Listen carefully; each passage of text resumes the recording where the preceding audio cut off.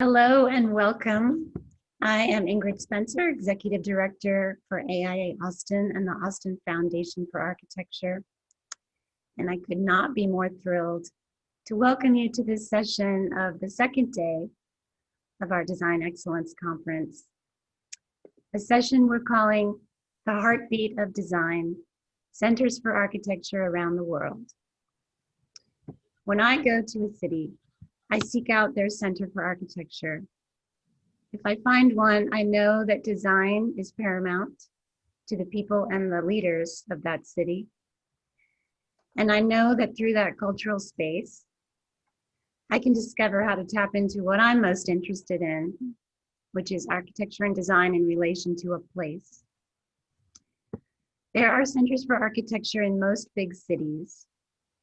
About 14 of them are run by AIA chapters and their partnering foundations. AIA Austin is in the process of creating such a place, and the COVID-19 situation has only strengthened our conviction in the power of a place like a Center for Architecture to help cities convene people, both physically and virtually, who can work together to find design solutions to solve our world's most pressing problems. Today, you'll see we're learning from the world's best examples.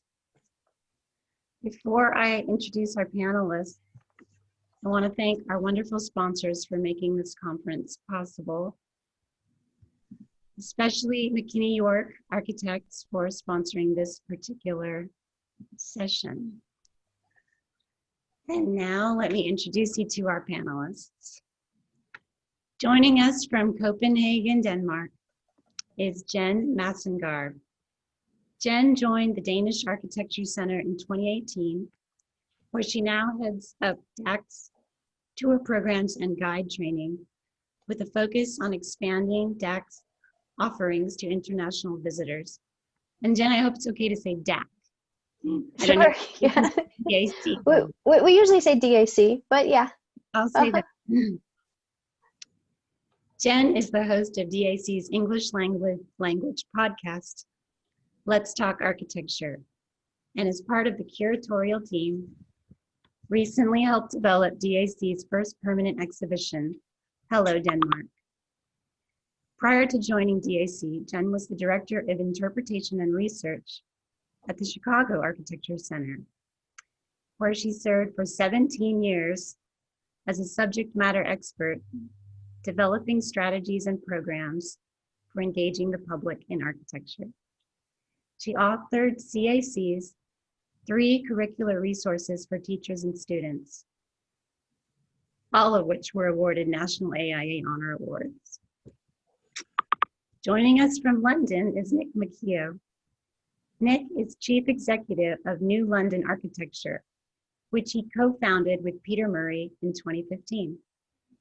He's a trustee and honorable treasurer of the London Society and a director of Piper's Model Makers. Nick studied civil and environmental engineering at University College London before joining his father at Piper's in 1996, creating an interactive system for the City of London model and supporting the delivery of the London stand at MIPIM, and I hope we hear more about MIPIM, which is an international development event. Nick led the transformation of the London Architecture Biennale into the annual London Festival of Architecture and subsequent integration into NLA in 2019. And from New York City, we have Mary Fichtner. Mary is a cultural programming specialist focused on engaging diverse audiences around the built environment. Mary currently oversees the walking and boat tour programming at AIA New York and the Center for Architecture. She also coordinates programs and member services for the Association of Architecture Organizations, an international member-based network dedicated to enhancing public dialogue about architecture and design, and you can bet AIA Austin is a member of that group. Mary served as Director of Programs and Exhibitions for the Boston Society of Architects and as Executive Director of Boston by Foot, a nonprofit architectural walking tour service. Mary earned an MA in Art History from UMass Amherst in 2005. Yeah, this is a great panel. So I'm going to share my screen. And Jen, if you would kick us off, tell us about DEC. Great. It's so good to be with you here from Copenhagen. Thanks for the invitation, Ingrid, and it's nice to be with Nick and Mary as well. I've got an overview of the Danish Architecture Center today, a mix of sort of our building and the site and the creation of our center, but also I'll discuss a lot of the programs and outreach that we do, sort of a mix of those things. But what I would ask you to think about today, for those of you watching from Texas, is to think about three things today. Think about the ways that not only we at the Danish Architecture Center, but in London, in New York as well, think about three things. The ways that we partner with other organizations or other groups, the ways that we mix uses of things together, that we don't go it alone in a lot of cases. The second idea I want you to think about is, how are we metaphorically making our front door wider? How are we thinking about ways that more people can engage with architecture? And then the third idea is to think about ways, or to observe ways that we're trying to meet the public where they are. We all do that in different ways and to different degrees. And I think you'll see from the panel today that there is no one model for an architecture center. There is no one size. There is no one size fits all for a city. So we're doing things to different degrees, but we're all, our larger goal is to engage more of the public with architecture and to help inspire and to empower the public in why architecture matters. So that's what I'd like you to kind of think about, the ways that we are almost interpreters of architecture or translators of architecture between the public and the profession, or between the public and the built works that the profession creates. So we'll run through these slides pretty quickly here, Ingrid. So this is our home along the harbor in Copenhagen. We opened this building in May of 2018. You can keep going, Mary. Ingrid. This is our mission statement, that we're the meeting place for architecture, design, and urban culture.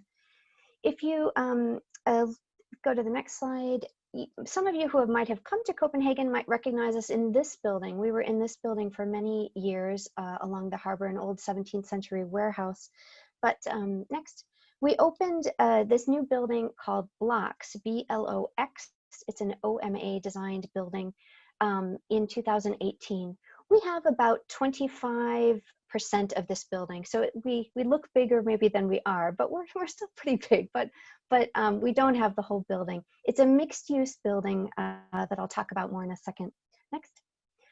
It's located along the harbor, as I said, and it was designed as part of an overall strategy in Copenhagen for converting open property along the harbor into cultural institutions. So we're one of 4 major cultural institutions along the harbor. Next. We had this strange site that was a parking lot and a playground for many years. It sat empty for about 50 years, and it was eventually purchased by a philanthropic arm of a real estate development company here in Denmark. And they brought together this idea that could they bring together the Danish Architecture Center as well as all the other organizations in the city who were doing anything around architecture, sustainability, urban planning, cultural, circular economies, anybody thinking about cities, could they bring them together in one building? So next slide. We share this building with a group called BLOX Hub, like a hub of things. They occupy the 3rd floor, part of the 2nd floor, and there are apartments at the top of the building. There's a fitness center, there's a playground, there are spaces in the Danish Architecture Center, there's a cafe, there's a restaurant. So it's a really kind of a Rem Koolhaas idea of a city within a city, or a city within the building. Next. The BLOX Hub is this organization that's a member-based, like office sharing, or a kind of open concept where you have a membership, and anybody who, as I said, sort of is interested in these topics can have a membership and then have a seat at the office. And the idea, of course, is for cross collaboration. While most of these organizations are focused on the profession, and the Danish Architecture Center mostly is focused on the public, there's a really nice cross synergy between us, and just by having us in the same building allows us to collaborate on more things. Next. We also, as part of the building, created this new plaza. And so the plaza is working very much sort of in a public way, that there are events hosted, music, public events, evening things. So it's used as a new gathering place for the public in Copenhagen, as well as the playground, next slide, that is embedded into the building. The other new piece of sort of play, the Danes are very playful, and the other new piece that I just wanted to show in the next slide is we have a new Carsten Hüller slide that we installed. It was a gift to us from one of the major beer foundations, from the Carlsberg Foundation. And you might know Carsten Hüller's work from the slide that he did at the Tate in London. So that is our new way. You know, buildings have elevators, they have stairs, they have escalators. I think buildings need more slides. So. All right, a little bit about our programming. You can flip through these next couple ones, Ingrid. We do, like many other architecture centers, we do debates and lectures. We have a morning lecture series where we look at current topics in Copenhagen. We do debates like this where we come together with the public or the profession and sort of hammer out, like just different perspectives on the same view as a debate would, but not just sort of between issue A and B, but all the nuances of things in between. We also host major lectures. If you go to the next slide, we host major lectures for the public, and we have a large exhibitions program. So these next few are from kind of recent ones. In some cases, we dive deep into a particular architect. This is an exhibition we did last year on Jørgen Utzon, who is a Danish architect. Not many people know the designer of the Sydney Opera House was Danish, as well as the engineer over Arab. And the exhibition that we just opened in June, which is called Hello Denmark, which is there, as well as last year's kind of big blockbuster exhibition in the next slide, which was on BJARKE INGELS, and that was their first major exhibition in several years. We also do walking tours.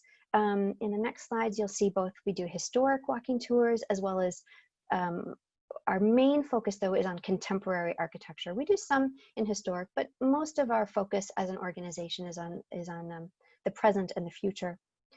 We also think a lot about outreach. We think about ways to make architecture more accessible to the general public. And some of the ways that we do that in the next slide are, we have a guidebook that we publish every few years, a small guidebook on contemporary architecture. It has usually about 100 buildings, mostly from the last 10 years. We have a free app that's a geolocated app that's free. A lot of people use it for their planning in coming to Copenhagen, but it's also used, of course, as you're exploring the city, both Danish and English. It has some audio tours as well. We don't have a city model, which you'll see the NLA has, and of course in Chicago they have their city model as well. But we do have this giant map of the city in our welcome area, and it's a great conversation piece for visitors that are arriving.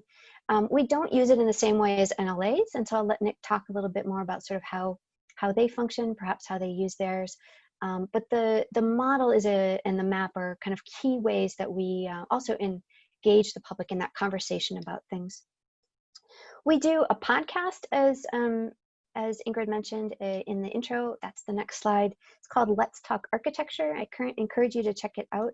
We also use social media in a way that is not just about promoting our latest program or our latest offering, but it's also about educating. It's also about delighting and enlightening and having a conversation with a different type of visitor around architecture. So our Instagram feed, I encourage you to check out also, and how the ways that we use Instagram almost to teach, and we see that Instagram audience as another audience. We also do children's programs, an extensive list, both field trips for kids and hands-on workshops, as well as for families on the weekends. That's the next slide of Lego. Of course, Denmark's the home of Lego, so we do a lot of Lego things, but also other non-Lego drop-in programs for kids on the weekends. We are also a lot of local visitors come to us for our shop. And so we have a good collection of Danish designed objects and books and gifts. We are seen as a destination shop for that. And then the other way that we engage with the world, or with Copenhagen, is that we have our own cafe, and we also rent out our meeting spaces. So that's the next slide here. So we have this beautiful rooftop cafe as part of the building, and we also rent the meeting rooms. And so we are seen as a destination for local conferences who might want a beautiful space, but also conferences are looking for something also like a pause in their day where they can go look at exhibitions, or they can think about something else, or have sort of that educational moment or just breather moment in their conferences. And so pairing our rental space where we hold our own lectures, but right next to exhibitions, allows us to have those spaces sort of meld together, or going up on the roof for a drink at the end. And the last thing we're doing, which is New York, of course, and London, Chicago have big open house programs, or open doors programs. We haven't done that in Copenhagen here, but we did in the last few years start something called an architecture run. Architecture Lube is what you're seeing, the architecture run.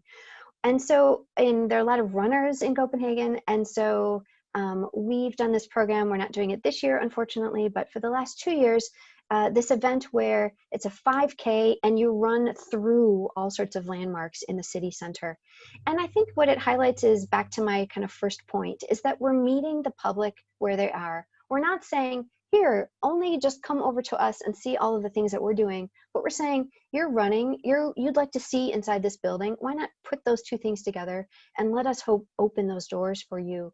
And so it's not a race so much as it is a fun run through these buildings. But I think it's a good example of how we are trying to, as I said at the beginning, make our front door wider and meet people where they are. The last slide just has my contact information, and I encourage you to reach out if you have any questions. I'm at jma.dac.dk, or there's our website as well. So thanks so much. Thank you so much, Jen and Nick. I'll flip it on to New London architecture. Thanks, Ingrid. And thank you very much for inviting us. And thanks, Jen, for a great presentation. We've met Jen many times in London, and also Lucie Murray, who's our program director who leads our international programs, has been involved with the AAO. Peter Murray have worked with Jen for many years. So NLA is New London Architecture, founded by myself and Peter Murray 15 years ago. And I'm going to whiz through some slides now because I've got quite a few. So if we start off, we're an independent member-supported organisation for everyone with an interest in the future of London's built environment. So our membership is kind of the base of what we do. We have a clear purpose, and that for us is improving the quality of people's lives by making London a better place to live, to work, and to visit. So we're very clear about what we are trying to achieve in everything we do. The way we do it is we bring people together. So anyone with a vested interest in the future of London, in the future of cities, with an interest in architecture, from politicians, city leaders, businesses and professionals working in the built environment space, and most importantly, the public and the communities that are involved or interested in architecture and design, to debate, to discuss, and also to get involved in actually making change to their city. Our aim always is to also set the agenda. We are keen on championing best practice and to actually making real change on the ground in London. An example in this slide is autumn 2015. We had, just before a new mayor was coming in, Sadiq Khan, before he was voted in, we convened a series of roundtables supported by Grosvenor, major landlords in central London, and also the GLA urban design teams. And we produced a series of roundtables involving all different types of people from the industry, and helped publish a series of guides around what we believe were good growth planning principles for the city. And these were then taken forward by the new mayor, and Jules Pipe in the right hand of that slide, who's the deputy mayor for planning, and fed into the mayor's London plan itself. So real example of us influencing policy and influencing change. We use London as our platform, and London is our subject matter, but we're really keen on international engagement, and we always look to build a global network, an outreach which allows us to share thinking from London and best practice, but also to learn from other cities and other professionals all over the world. We have a clear vision. We have something called the New London Charter. You can Google it, look it up on our website, and it sets out a kind of declaration of values that we believe make for a good city and make for good practice, and it really drives our policies and our program across everything that we do.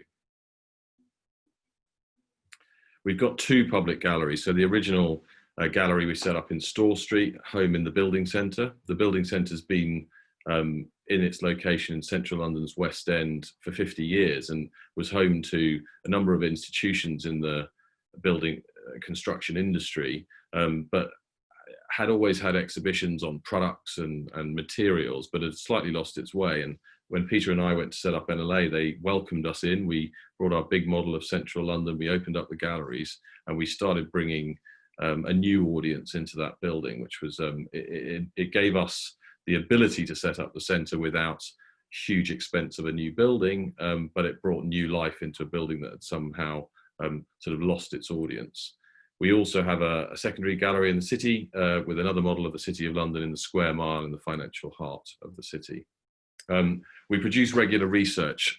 So at the heart of what we do often is discussing issues affecting the built environment, or just disseminating what is happening in the city. A big piece of work we did that started about 6 years ago was a survey on tall buildings in London, which creates a lot of press interest and a lot of content for our exhibition. So we drive our program from research, and then we use that to communicate and also to set the agenda for the events and the sort of topics that we discuss. We also produce a magazine. So we have a quarterly publication that goes out to around 3,500 members of NLA, and we're able to profile our membership and bring to the fore sort of best practice and interesting thinking. And we believe, although this is a traditional media, we think it's a really important thing, and we find that it sits in lobbies across London, and people are very keen to receive their copy every quarter. We also have pretty extensive digital platforms. So our website has a huge number of hits. It's got a lot of resources. It contains content. It contains project directories, but we also use social media a lot. So we run quite a few different platforms for different parts of our business. Twitter and Instagram being sort of key social media platforms, but we have dedicated platforms for the London Festival of Architecture that we run, and also something called One City, which is dedicated to engaging young professionals working in the City of London, specifically with the culture, with architecture, and with the sort of life around them in the city. So big platforms that allow us to engage with people across the world. And I think a global audience of over 200 million, I think reach when you start doing festivals gets quite large numbers, but it never ceases to amaze us to how far and how wide-reaching the digital platforms allow us to get beyond the boundaries of the city. Our core program, and I guess this is what drives our membership base, is around convening professionals and the public in a whole different series of events, discussions, debates, conferences, roundtables. We host several hundred events through the year. You see on that slide 1,387 speakers in 2018 alone, and we put exhibitions on in our gallery. So it's a constant program of changing focus and changing topics that drives value and engagement with our audience and our membership. This includes a lot of social interaction. Obviously, at the moment, this is something that we were discussing just before we came online, that the sort of conferences and moments that people meet have been not happening, and actually how do we find ways digitally. I think the hardest thing, we found that the sort of digital webinars and roundtables has been very effective through the last few months, but actually trying to get those moments where you can come together informally, share ideas, have social interaction is really tough, and that's really important, and we know will come back strongly across our membership and across those people engaged over the next few months, hopefully. We also run a whole series of networks from within our membership and across our audiences. We're very keen on and have supported increasing diversity. We have a powerful belief in diversity of thought in every sense is important to getting the best results. So when we set up NLA, the idea was to bring people that wouldn't normally come together and discuss issues around architecture and planning in the city together. And that's true also within professions. It's true across the city that we want to encourage different voices, different people from different backgrounds to get engaged in the conversation and really see that this conversation is for everyone in the city and reflective of everyone who lives in the city. We have specific programs for next generation, inspiring women, and we have a diverse leaders network where we connect up a lot of the diversity and inclusivity groups that already exist in different parts of the industry, and give them a voice and help them sort of have a platform across our membership.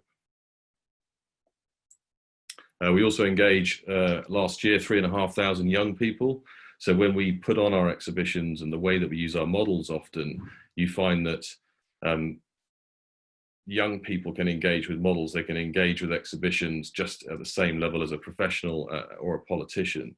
And we always try and make sure that everything that we produce has relevance to the younger people in the city.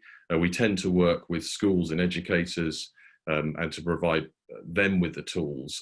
So if you can teach a teacher, as it were, and you can engage a teacher, then they will engage a series of classes over several years, and it's a really positive way of engaging them in the discussion about the city. We also, as I said, have an international program. We are very keen on dialogue. We think that reaching out, so that London is always a, if you like, a subject matter that everyone is interested across the world, but we run dedicated programs with webinars that audiences, live audiences. We started really in New York and London doing this a few years ago, and now we do it all over the world. We've done recently Toronto, Melbourne, Chicago, Toronto, as I said. So a really important part of our program, and increasingly we're seeing members, individual members sign up to our website to access our research and download information, so that we actually have a membership that reaches outside of London as well to access our content.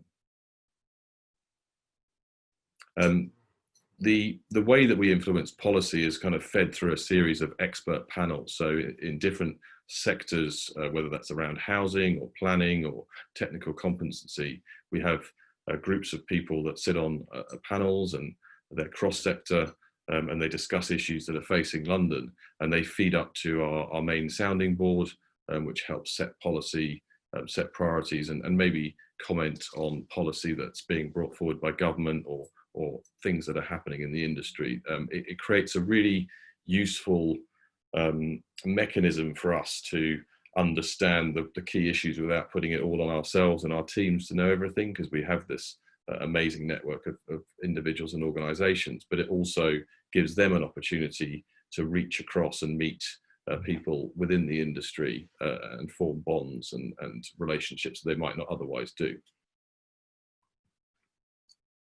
We also run something called an all-party parliamentary group. This is groups that are set up within the government, so in Westminster, and MPs will bring special groups together, special interest groups, and we run the special interest group for planning in the built environment in London. That allows us to engage national level politicians with London issues around planning, architecture and the built environment. We also produce a number of sort of key events, and I think Jen talked about sort of reaching out and engaging wider audiences, and I think it's particularly the London Festival of Architecture and some of the other events that we produce that allow us to get beyond our professional audience and engage in a sort of celebratory way, maybe with experimentation, installations. So the Festival of Architecture we run every June now. The focus here is encouraging other people, whether that's architects, practices, local community groups, cultural institutions, to put on events, and then for us to highlight what that is and to enjoy the city, celebrate the city, and also the architecture and the practice of architecture in the city. So this has grown hugely over the last few years and now engages, I think actually the last figures were over 850,000 for the physical event. This year in June, sadly, we weren't able to run the festival in the same way, and we pivoted to a digital festival and still saw 142 virtual events taking place in June, and still have continued to, and we're just starting to install a whole series of installations that would have gone in June. And as people are starting to come back in the city, we're using those installations to celebrate the city and encourage people back into spaces again. And we also run the London Real Estate Forum. Now this is, if you like, at the other end of the spectrum, very focused on real estate investment, economic development strategy, and a big conference that we run each June. It's moved, it used to be in Berkeley Square in pavilions, most of these pictures are taken, and now moved into the Barbican Centre in the City of London. But it's a moment where the conversation around the future of the city and how that is financed and funded can come together. And we attract sort of 2,000–3,000 people to this major conference. It sits alongside, I think Ingrid mentioned MIPIM. I'm not sure I have a slide on that, but for 25 years, we've also gathered the similar group of people that are members of NLA and put on a London presence at MIPIM, which is the International Property Conference that happens in March Cannes each March. And we bring those people together and we present London and the sort of future of London and development alongside cities from all over the world. We also have awards programs. We run something called the New London Awards, where we highlight best practice projects across the city, and we produce a book that we give away and exhibitions. And we also have a Don't Move Improve, which is a home improvement and extension awards program that highlights the role of architects. And we run surgeries where we provide free advice from architects for people thinking about extending their home, and encourage them to think about using good design and architecture to improve where they live. We also do some consultancy and bespoke work. So we work with some of the boroughs across London to create pop-up interactive spaces. We're working on some more permanent rooms that link in and engage communities with change there. We run competitions, we run design surgeries looking at different parts of the city, and we do these particularly for local boroughs and also for landowners. Our membership is open to everyone, so you can subscribe and get access for free. We have student memberships, we have memberships for individuals that are just interested in the built environment, international memberships, but also then corporate memberships, which engage at different levels that might involve people in helping us lead research programs or sponsoring particular events or groups that we want to bring together. This is just some examples of how our membership works and the sort of scope. So London, the Mayor of London, London and Partners, which is his promotional agency, supports a City of London and City of Westminster, which are key boroughs in central London, as well as Transport for London, Bosch, and the Building Centre, our home, and View City, a technology company, are key partners.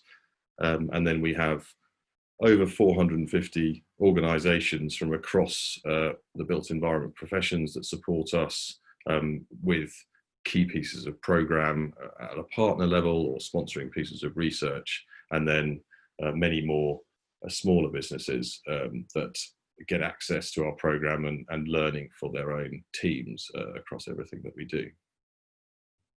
So that's a snapshot of us, hopefully in time. Thanks, Ingrid. Oh, incredible. Thank you, Nick. That's exhausting. I don't know how you do all that, but I'm very happy. It's not just me. There's a big team, obviously, that are doing all the work. So, Mary, tell us a little bit about the organizations that you're involved in. Sure thing. And I'll try and go quick. I want to make sure we leave some time for question and conversation. So I'll move pretty quickly, but I just want to thank you, Ingrid, and thank you, Jen and Nick. It's an honor to be here with all of you this morning.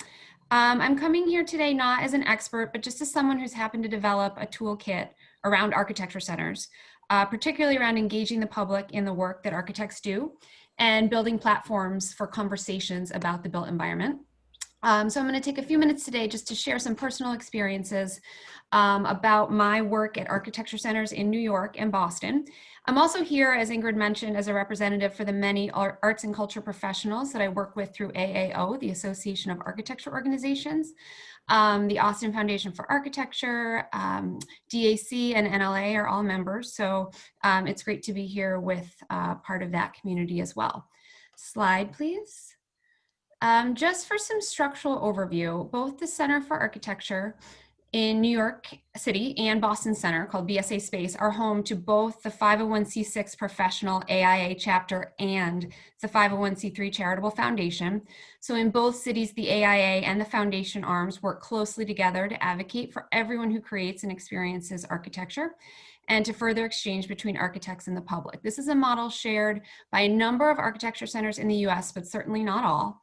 I also just want to say that creating an architecture center is not the only way to do outreach to the general public, right? AAO, for example, has a lot of members that do important work around engaging communities in conversations about design without actual centers. However, if you want to connect with the public in a larger way, in a more lasting way, creating a center can be a great solution. I think a center can be a special place, a notable place from which you gather people and then launch other opportunities for your supporters to go out and experience architecture in the community. In this slide, you can see a couple, the images are a little bit small, but you can see a couple of key aspects of the Boston and New York centers here. A couple of things that they share. They have really nice storefront, visible storefronts with which we can bring in passersby and begin that process of engagement. Boston has kind of a notable branded green stair that we use as a landmark. Next slide, please. So I joined the BSA in Boston just as they were opening their center, their public architecture center, BSA Space, in 2011. The new center happened to include 10,000 square feet of gallery and programming space. I don't necessarily recommend a space this large, but what's significant is that this space was only possible for us due to a zoning regulation in Massachusetts called Chapter 91, the Massachusetts Public Waterfront Act. This act preserves and protects in part the right of the public in regards to new or redevelopment projects along the waterfront. So our home at Atlantic Wharf was a mixed-use redevelopment project, and there was a requirement that there be a nonprofit component in the building, and that's where we came in. As a result, we were required to host programs that would bring the public into our space in a meaningful way, not only as part of our mission, but it became part of our requirement for fulfilling the terms of our lease through the support of the city and state government. So that initial support and partnership was instrumental in getting the center started in Boston. So suddenly, in Boston, we had all of this public space when prior to 2011, we had no public space really. And our task was to develop a public audience to bring into that space where, again, there really wasn't a public audience. It was a challenge. You know, the Boston Society of Architects, the Boston chapter of the AIA, for 150 or more years had been primarily concerned with supporting the work of its architect and allied professional members, as is its charter. So it was a challenge at first to figure out a way to get the public interested and bring the public into this space. It was a slow process. It required a lot of trial and error. One example is with exhibitions. We really struggled to tell the stories that would excite and inspire our professional architect and allied industry members, while also seeming relevant and accessible to the public that had a less of a technical foundation of knowledge. So we finally hit on something that worked, and it really helped shape our public engagement strategy going forward. It was an exhibition called Let's Talk About Bikes. The exhibition involved vibrant graphics, international case studies, video installations, and probably most visually striking, a ton of bikes hung and installed from the ceiling and throughout the space. So actual bicycles installed throughout the gallery. The point of the show was to explore the diversity of riding cultures and the history of biking in the Boston area, to encourage discussion about how everyone as a community can make riding bikes more accessible and safe. We intended this exhibition to be for city planners, for urban designers, but the folks that came in the door to see it was swarms and swarms of bike riders, of urban cyclists. So Let's Talk About Bikes helped us to start to develop a public engagement strategy around the concept of multiple access points. This is similar to what Jen had mentioned about meeting the public where they are, both literally, you know, out in the community, but also more figuratively. So if they are not ready to engage, perhaps there's a segment of your public audience that's not ready to engage in a deep academic way, you meet them where they are and give them their own way into the conversation. So some people are going to need deep academic content, and some are just going to need to see some cool bikes hanging in the window. Okay, it's not an earth-shattering concept, but it helped us get a ton of new faces in the door. And most importantly, because of the strength of that initial experience, we got many of them to come back. There was a real fear in the early days of BSA Space that cultivating a public audience was about dumbing down the conversation, right? We felt strongly that's not it at all. It's about reframing the conversation to include multiple users and new voices. Slide, please. So when we talk about just briefly developing audiences and building participation, what does that look like and what do those terms mean? Generally, we use them to describe one or more of three activities. I'll go through these quickly. Deepening, diversifying, and broadening experiences. So first we can think about deepening the experience. This is about enriching the experience of participants over time, giving them an easy access point in, and then providing them with multiple deeper ways of getting engaged. So we can look at all of those urban cyclists that came in for the bikes exhibition opening. They had a great time watching the video installations and having a couple of beers. But then we got many of them to come back for, say, a lecture on strategic transit investments. So we want them to engage in our space and then go out into the community and affect change. This is the deeper experience we're hoping to ignite. We can also talk about diversifying audiences, and we're talking about diversity both in terms of providing access points for minority groups and disenfranchised voices, but also more broadly, just bringing new groups into your fold. So in this category, I would say that strategic partnerships are key. We've probably all heard partner or parish. Design festivals, for example, like the London Festival that Nick spoke about, Open House New York, Open House Chicago, they do a great job at this. They're built on relationships with partners and they leverage the pre-existing networks of other groups to engage new audiences.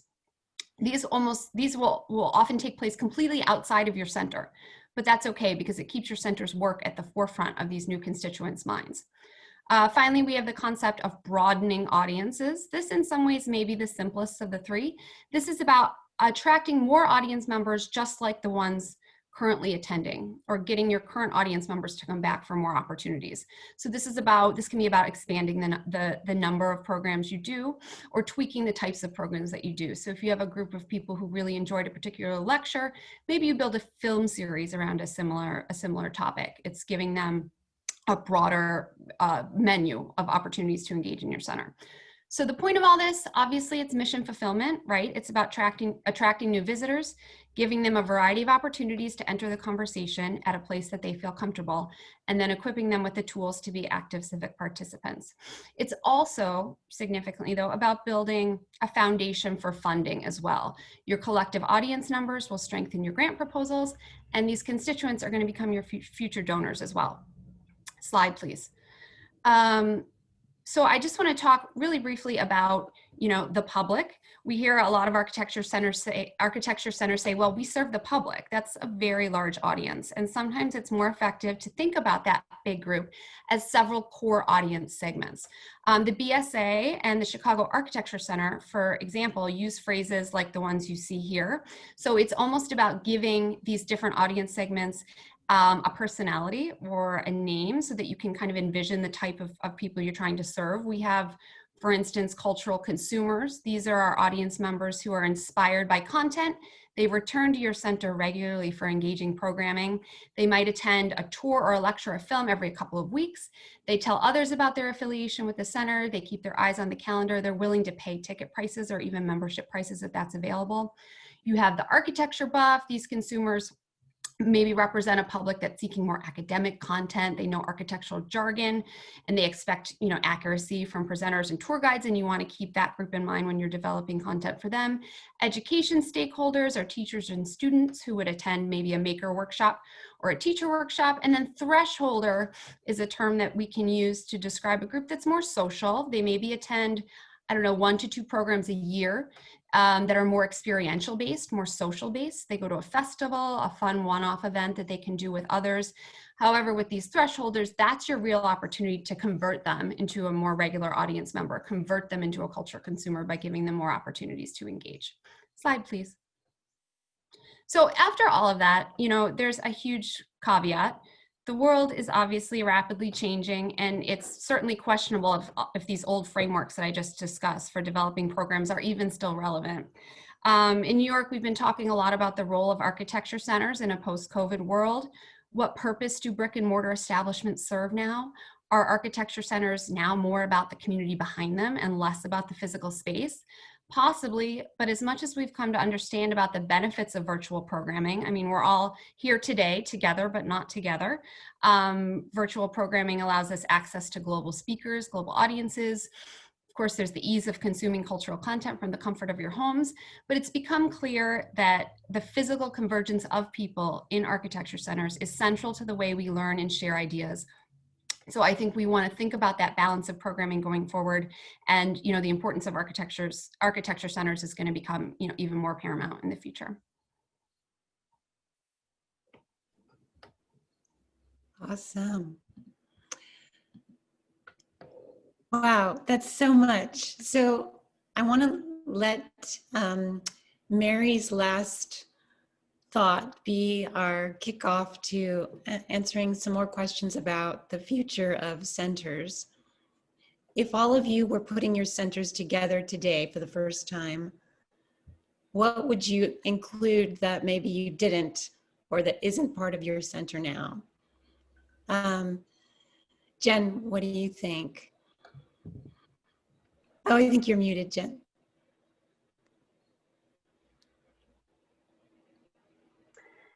Yeah, that's a good question. I think that we're finding that the flexibility of spaces is key.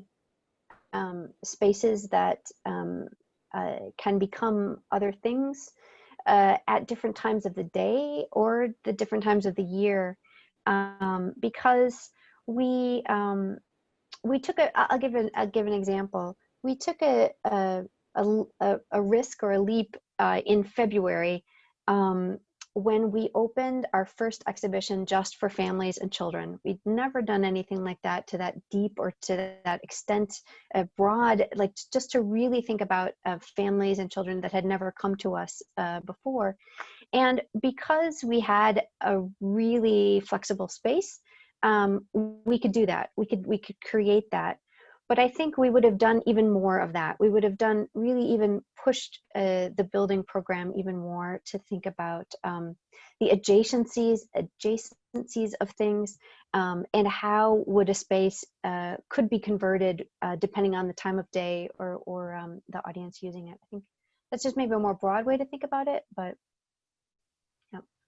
I think it's a really good point, Jen, and it kind of allies with what immediately came into my mind, which is just thinking of your space as a public realm, thinking of it as a space that people can be, put more seats in, put more places to sit and be and work on a laptop, bump into people, have informal meetings, structured spaces and over-structured spaces. It's nice to have context, models and exhibitions. I'm not saying we shouldn't do those, but to kind of mix it all up and think of all your spaces very open and very public in a place that people just want to be. And I think to that point of Mary's, that it's going to be more relevant for people to come together. I think you need to create that environment for people. Maybe they are more flexible in the way they're working. Maybe they're coming into the city not just to work, but for sort of cultural or their own personal interests, and to create a place where they can meet like-minded people and kind of just be like public realm. I think, to me, that's something we've tried to do more and more, and we're accelerating at the moment, just thinking about how we do that. Yeah, I agree with all that 100%. I also, it's not essential, but just thinking back to Jen's slides and how important an outdoor element can be, if possible. Again, when we're talking about multiple access points, for some people, it's a big ask to actually get them in the door of an architecture center if they don't feel like architecture is for them, or if they somehow have a misconception about your center. But if you have an exterior element, it's much easier to get people to kind of passersby to engage that way. A playground. What's that? Yes. A playground. Yeah, exactly. Yeah. Yeah. Yeah, that seems crucial. Can you speak about the model, the importance of the model, or some sort of a draw that keeps people coming back? Nick, maybe Nick should start with that one. Yeah, I suppose we have the models. I think the interesting thing, and we do have technology, so we have a virtual model, View City Produce, and we have the screen, but there's something about the physical model where everyone can come and kind of engage and see what's going on. So I certainly, I think the physical model works on so many different levels. So it orientates people that don't know the city that well. They can sort of understand the city quickly. It allows professionals, actually, with our models, we have buildings, all the sort of proposed buildings in planning, and you can start to see where the city's going to change. And we have projection systems that you can overlay data and information in a very simple way. But fundamentally, it's kind of quite a democratic centerpiece. It kind of, people just, they kind of try and find where they work, they try and find where they live, or they try and find where they're staying. And it just creates conversation. So I think the physical models are really powerful tools. But I think the other thing that's important is making sure that you're not static. So, having these interesting pop-up exhibitions, they bring new audiences in. So again, to Mary's point around, having the bikes hanging up, we had beautiful installation in the city centre where we had an artist hang 50,000 flowers from the ceiling, which represented all the flowers that were in all the gardens in the City of London. And it just brought all different types of audiences in to see this art installation, and people that were interested in the gardens and the city. And I think trying to not just do shows with models of buildings and try and think about the city and bring different audiences in different ways is really important.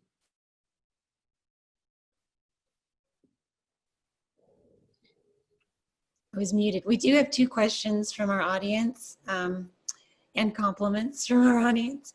But David Weber, who's very much involved in the creation of our center, he asks, to the entire panel, I'm curious about the great level of success of the DEC in a smallish city like Copenhagen that seems to be operating and touching a huge part of the community. What do you think is key to its success, since it does not have quite the population supporting it like NLA, for example?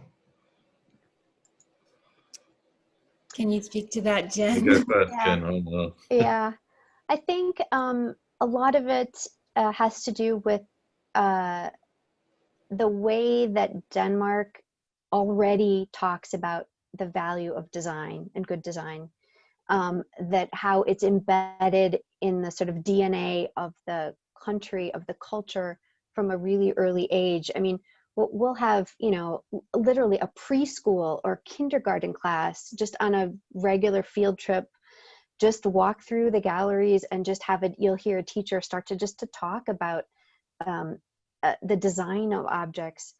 It's not a big deal for them. It's just sort of part of the way that good design is valued, and good design is seen in Denmark not just for those the wealthy, but for everybody. So I think that has a lot to do with the focus here. I would also say the other thing, and this is, you know, also true of Denmark, but also for US cities, are you building a culture in the city of conversation? Or are deals happening outside of the public or in a back room? Or are decisions being made without transparency about things? And if the city is building a culture of discussion, of civic engagement, of you know, people that disagree with each other, but is the Architecture Center perhaps helping and provide that platform for bringing diverse audiences together to really talk about things? And I think Copenhagen is one of those cities, but of course there are many cities in the US that do this also, that have built a culture of conversation around architecture and design and urban planning. And I think the more you can do that at all levels of the city, and architects are a big part of this, and have a big role to play in fostering that conversation, instead of just sort of saying, come over here to us. Like, how do we as the profession really start to deepen our engagement at all levels with the public? So I think that's one of the reasons for the success here, but also if you think about, yeah, Chicago or New York, Boston, other cities, smaller cities, but also to your point, David. Right. Can you clarify how the NLA and the DEC support their missions financially? David says the amount of work you do is breathtaking, and it's curious how it is afforded. So I think often people ask, and we've talked with lots of people looking to set up centres over the years, and they say, well, you know, you're so successful in LA, how do you do it? And the truth is that the unique kind of model we have, which is a membership based on a very, very broad professional community in London, and, you know, cross-cutting from architecture to development to public sector. So I think it's not always easy to have a model like ours, which was absolutely based on a very large number of people spending a relatively small amount of money to keep the centre going. Having said that, we did need sort of 4 key funders when we first started. I think that you always need to reach out and see if you can find that. But to us, I think there's another point about the way that we're funded, is that we've always felt that actually by not being kind of funded by the city or funded by a small number of people, that actually our independence and our ability to sort of be fleet of foot and not just following a particular agenda has been really important. So that kind of independence of having multiple owners and stakeholders from lots of different sectors has been really powerful. And I think sometimes you can have communities that feel that we are a very professional, we're a kind of industry funded body, and then when they look into it and they see how broad-based that is, they're more comforted, I think, than if it's just one foundation. But I think the funding is always an issue, and I think you have to be able to reach out across different audiences, and